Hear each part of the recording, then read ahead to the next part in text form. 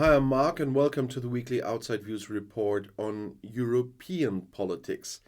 And today I want to talk about the development of anti-LGBT jurisdiction and laws in Russia. In Russia, now a gay YouTuber couple has been taken away by the police. Gela faces a fine, Hao Yang faces deportation. And the case shows that the Putin regime is cracking down on queer people. The YouTube videos are about kisses, jealousy, and common sleep routines. Hao Yang and Gela publish videos about their gay life in Russia under their first names, which are not always meant to be taken seriously. The Russian authorities, on the other hand, take their YouTube channel Hao Yang and Gela very seriously. The two were recently taken away by the police, as I said, and the accusation is they spread gay propaganda. Russia is taking increasingly harsh action against homosexual people, queers, and those who talk about relationships that do not correspond to a man-woman constellation. Vladimir Putin himself regularly targets LGBT in speeches. They are, in a way, among his favorite enemies. Only a father and a mother could start a real Russian family, says the Kremlin chief, whenever he's given the opportunity. A couple like Hao Yang, who's 21, and Gela, who's 23, is a threat on this reading. Now, it hit the YouTube couple in Kazan, a city of over 1 million inhabitants in the southwest of the country. To avoid further trouble, they only want their first names mentioned. While Gela has since been released, Hao Yang is in prison. He, who originally comes from China, is threatened with deportation. Corresponding court documents are available to German media. Gela is also threatened with a fine. He is to pay a fine of 200,000 rubles, that's about 2,200 euros, for the same allegation. Hao Yang's detention comes at a time when Russia is ramping up its crackdown on LGBT people. Almost simultaneously, on April 6th, an unnamed German person in the eastern Russian region of Kamchatka was also convicted of homosexual propaganda and ordered to be deported to Germany. The cases are based on a tightening of the law from the end of 2022. According to this, it is forbidden in Russia to publish or publicly educate about non-traditional sexuality, about homosexuality, queerness, or transsexuality. The state media supervisory authority Roskomnadzor monitors possible violations, for example, on the book market with streaming services, but also in social media. In early January, bloggers Hao Yang and Gela told about the tightening to German media. With the law, everything we do is defined as misleading young people. Even if we just breathe on Russian soil, it can mark us as spreading the gay virus. It's gotten even scarier living here, they say. The two have been living together in Kazan since 2021. Hao Yang is studying, Gela is a barista, and they run their social media channels together. They currently have 378,000 followers on TikTok and 67,000 on YouTube, and since the law was tightened at the latest, it has become clear that the authorities are also keeping a very close eye on their content. On April 5th, Hao Yang was stopped on the street during a police check in Kazan, as Gela described it afterwards. Police officers wanted to see Hao Yang's ID to check his registration as a foreigner. Hao Yang, who did not have the document with him, was taken away in handcuffs. Gela finally brought him the passport. The two were taken to a police station to check their registration. There they were told that they had spread gay propaganda. Both had to remain in police custody, and that Hao Yang was threatened with deportation. At first, they were denied a lawyer, says Gela, because they still had their cell phones at the time, or mobile phones as other viewers would say. They made their arrest public, prompting subscribers to their channels to call the police station, and the couple ultimately received legal help. After several hours at the police station, he was allowed to leave, Gela says.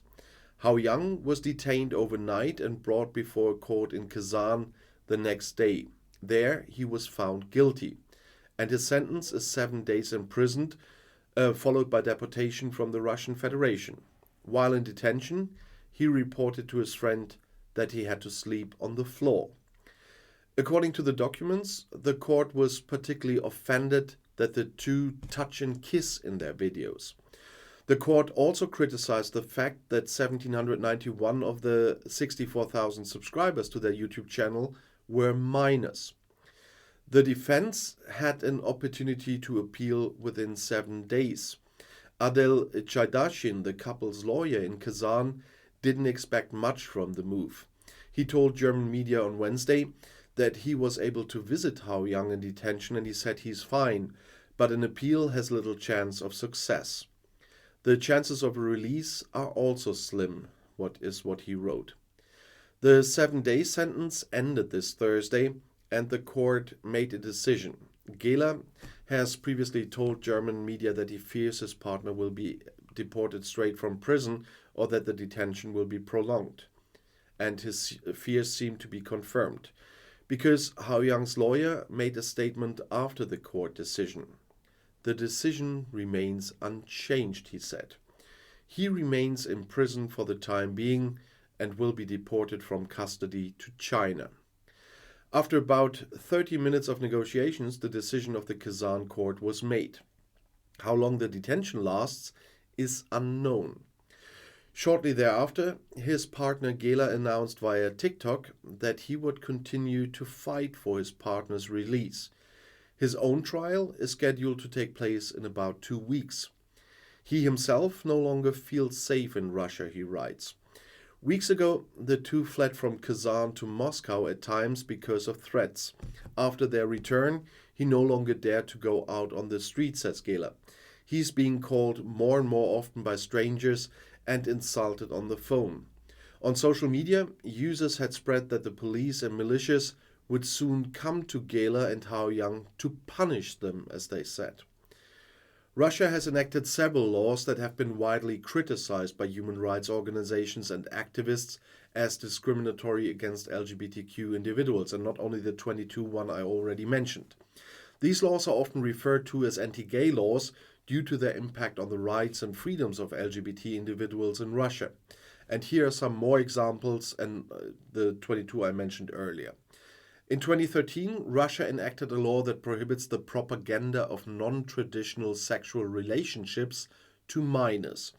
This law effectively bans the promotion or dissemination of information about LGBT issues, including same-sex relationships and LGBT rights, to individuals under the age of 18.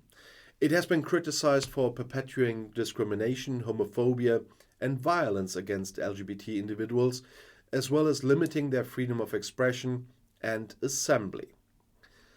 Then there was the ban on LGBT events. Several regions in Russia have passed laws banning LGBT events, including pride parades, public demonstrations, and other gatherings that promote LGBT rights or visibility. These laws have been used to deny permits for LGBT events, and LGBT activists have faced harassment then, and also violence and arrests when attempting to organize such events. And there was the adoption ban. In 2013, Russia also passed a law that bans the adoption of Russian children by individuals or couples from countries that recognize same-sex marriages or allow joint adoption by same-sex couples. This law effectively prevents LGBT individuals and couples from adopting Russian children, limiting their ability to form families and denying children in need of homes. And they don't get an opportunity to be adopted by loving caregivers. And there's the transgender rights restrictions. In 2020, Russia passed a law that prohibits individuals from changing their gender on official identity documents, effectively erasing transgender individuals from legal recognition. This law has been widely criticized for violating the rights of transgender individuals, denying their gender identity, and contributing to discrimination, stigma, and, of course, violence against them. It's important to note that these laws, including the one from 2022, have been widely condemned by human rights organizations and activists, both within Russia and internationally, for violating the rights and dignity of LGBT individuals, perpetuating discrimination and homophobia, and limiting their freedoms and opportunities. The situation regarding LGBT rights in Russia is complex and continues to evolve, and it's crucial to stay updated with the latest information from reliable sources to understand the current status of anti-gay laws in Russia.